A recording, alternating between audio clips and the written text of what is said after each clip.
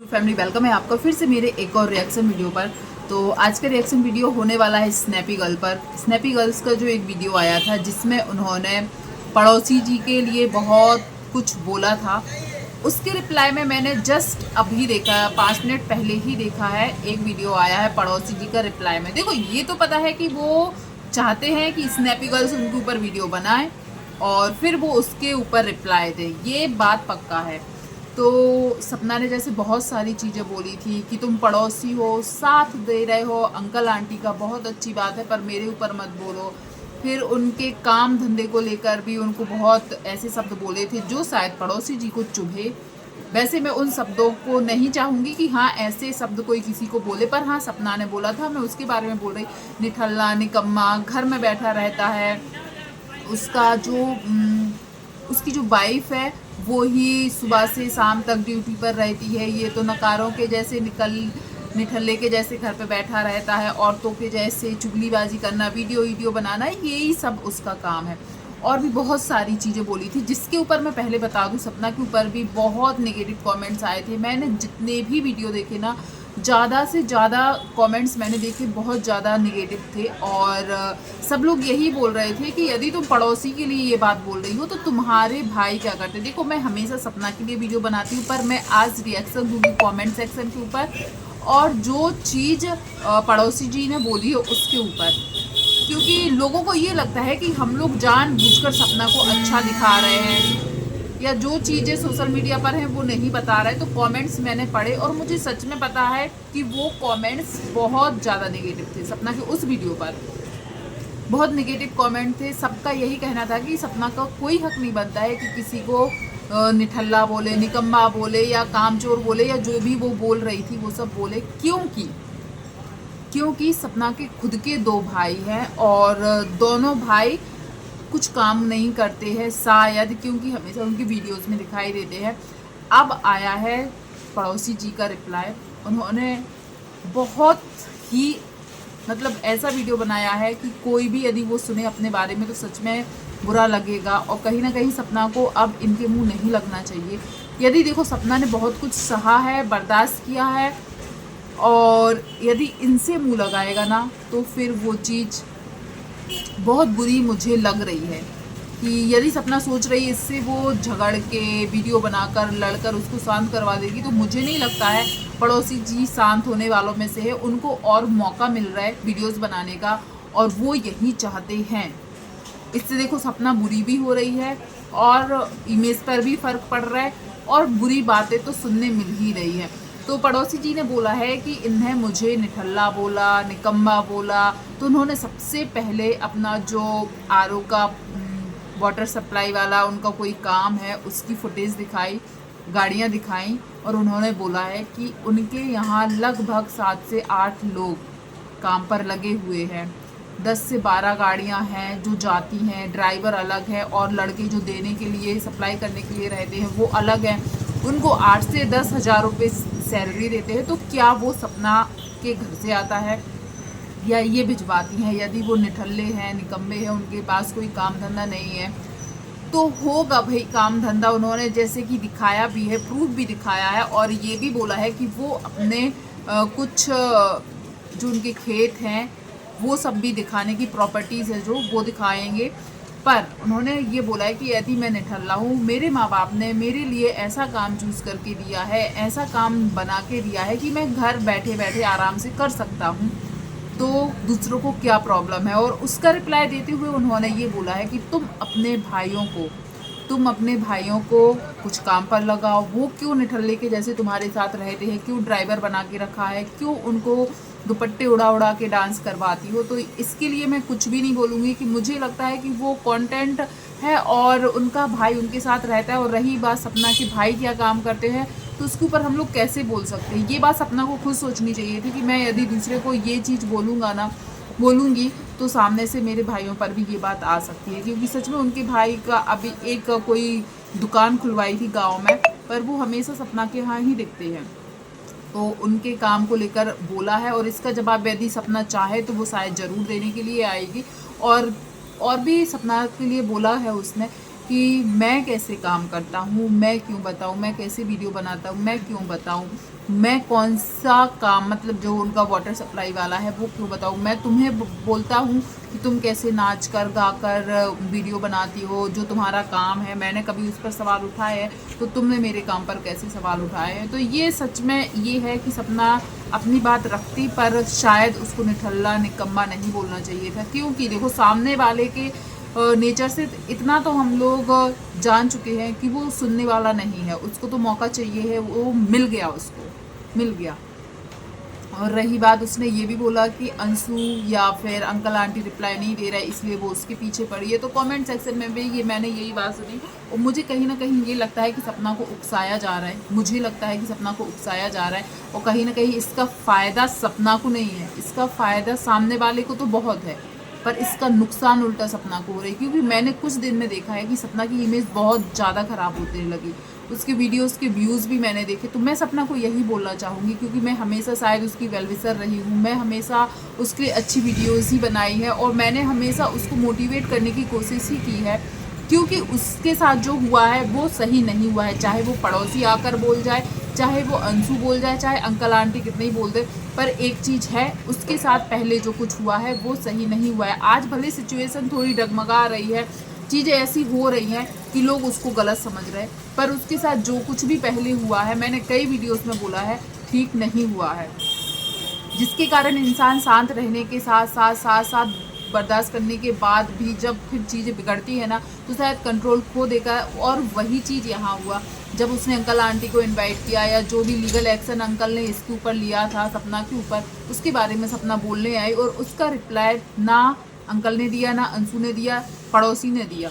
तो वो कहीं ना कहीं फिर पड़ोसी पर जाकर निकला, सपना का जो भी गुस्सा था, एग्रेशन था, जो भी चीज़ थी वो पड़ोसी पर निकला। और पड़ोसी तो चाह ही रहा है कि वो कुछ बोले और मुझे मौका मिले।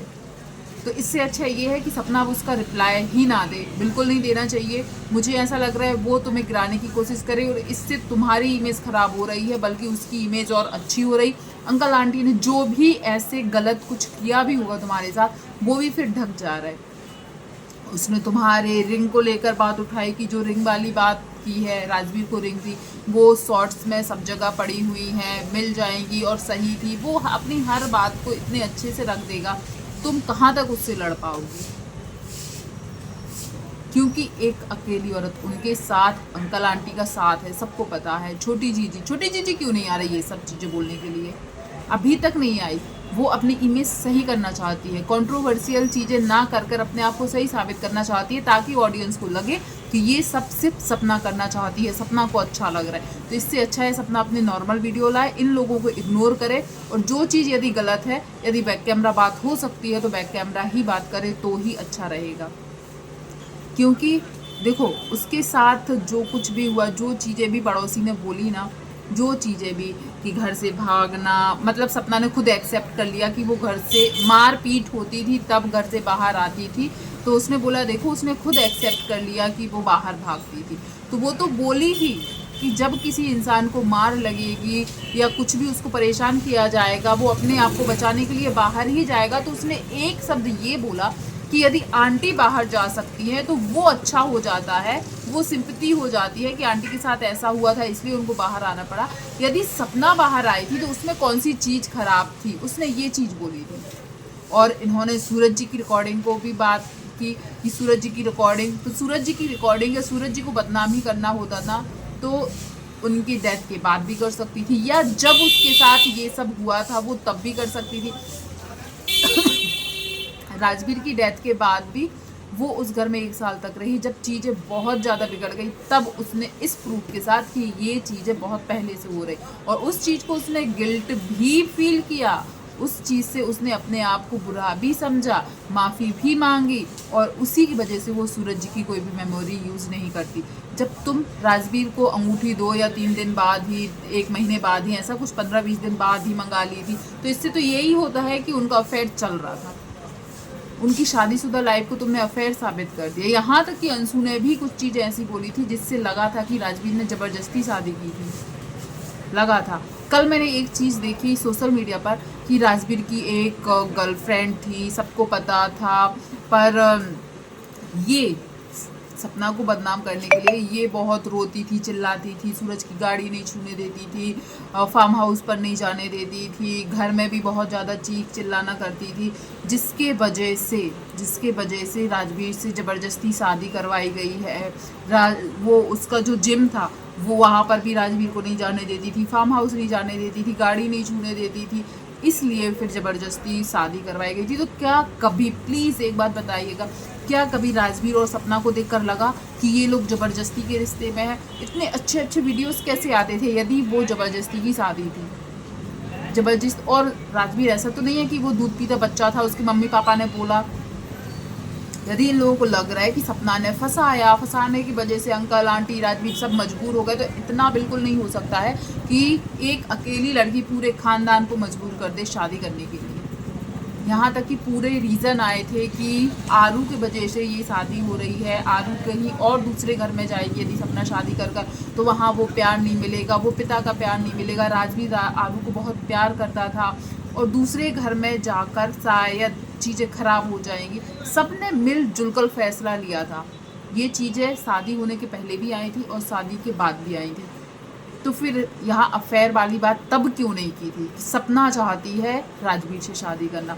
और भी सोशल मीडिया पर अभी बहुत सी चीज़ें आ रही हैं, यहाँ तक कि सपना की मम्मी और भाभी के कैरेक्टर पर भी उंगली उठा रहे हैं। कमेंट सेक्शन मैंने चेक किए। हाँ, भाइयों की बात है तो देखो, भाई अभी पड़ोसी जी ने भी बोला है कि किसी फॉरेन कंट्री से आई हुई लड़की को छेड़ना, फिर उससे मार खाना हम लोगों के माँ बाप ने नहीं सिखाया। मतलब सपना के छोटे भाई के लिए वो बोल रही है, क्योंकि ये चीज़ सोशल मीडिया पर पहले भी आई थी कि उनको कहीं किसी वजह से मार पड़ी थी। जो भी हो, वो रीज़न सपना की साइड से कभी नहीं आया, पर ये चीज़ अंशु भी लाई थी एक बार, और ये चीज़ कल भी पड़ोसी ने अपने वीडियो में बोली।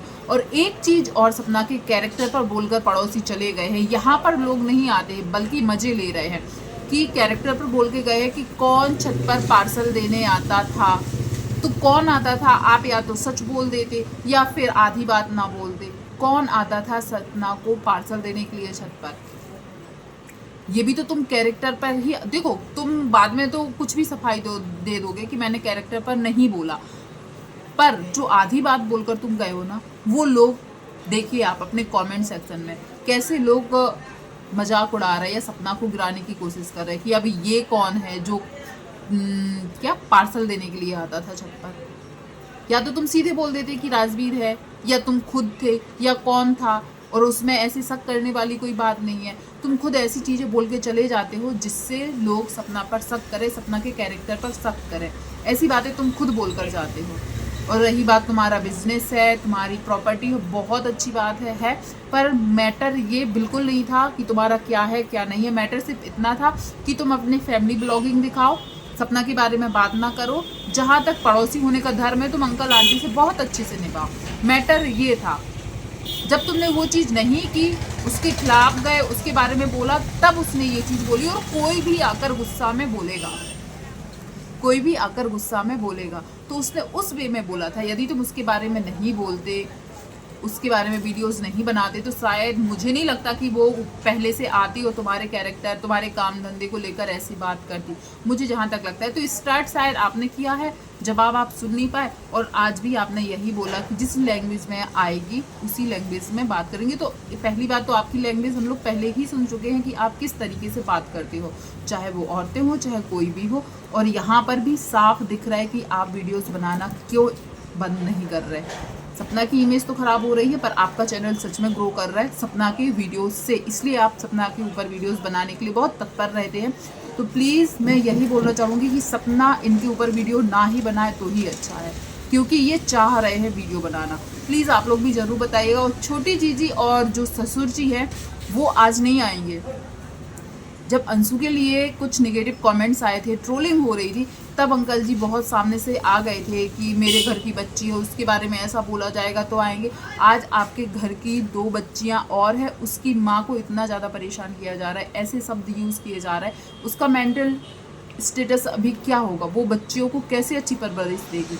तो प्लीज़ आप बड़े होने के नाते इतना तो बोल सकते हो कि आप उसके लिए अभी वीडियो ना बनाओ। पड़ोसी से बोल सकते हो, और शायद अंकल आंटी बोल देना कि सपना के लिए कोई वीडियो नहीं बनाओ, जब ज़रूरत होगी हम लोग बोल देंगे। तो शायद पड़ोसी की इतनी हिम्मत नहीं है कि वो बना लेंगे वीडियो, मुझे जहाँ तक लगता है। प्लीज़ ज़रूर कौन कौन इस बात से सहमत है ज़रूर बताइएगा। और वीडियो पसंद आया हो वीडियो को लाइक शेयर कमेंट कीजिएगा, सब्सक्राइब कीजिएगा और ज़रूर बताइएगा कि सपना ने क्या जानबूझकर उसके लिए ये सब शब्द बोले, या सपना को इतना परेशान कर दिया गया था वीडियोस बना के, उसका मैटर है, उसके ससुराल का मैटर है, वो आके बोल दे।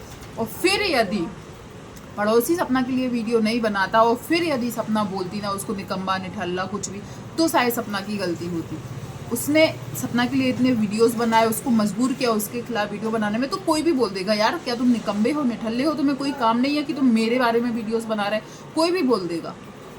तो आप लोग जरूर कमेंट कीजिएगा कि सपना ने जो चीज़ बोला, यदि सामने से वीडियोस ना आती तब वो बोलती तो वो गलत था। क्या अभी ये गलत है? और गलत है तो फिर सामने वाला कहाँ से सही हो गया?